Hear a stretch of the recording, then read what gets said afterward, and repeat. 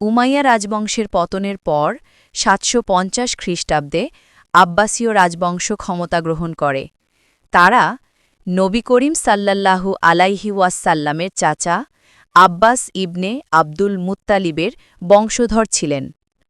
নতুন রাজধানী গড়ে তোলা হয় বাগদাদে, যা অল্প সময়েই হয়ে ওঠে বিশ্বের জ্ঞান, বিজ্ঞান ও সংস্কৃতির কেন্দ্রবিন্দু।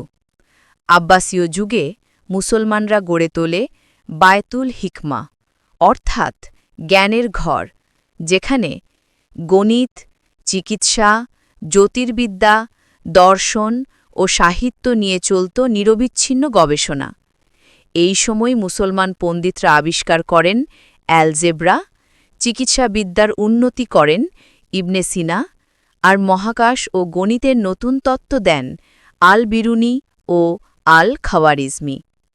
আব্বাসীয় শাসন শুধু রাজনীতি নয়, বরং জ্ঞান ও ন্যায়ের ভিত্তিতে সভ্যতার এক নতুন দিগন্ত খুলে দেয়। পরবর্তী পর্বে আমরা জানব ইসলামী সভ্যতার পতনের পেছনের গল্প। আল্লাহ হাফেজ।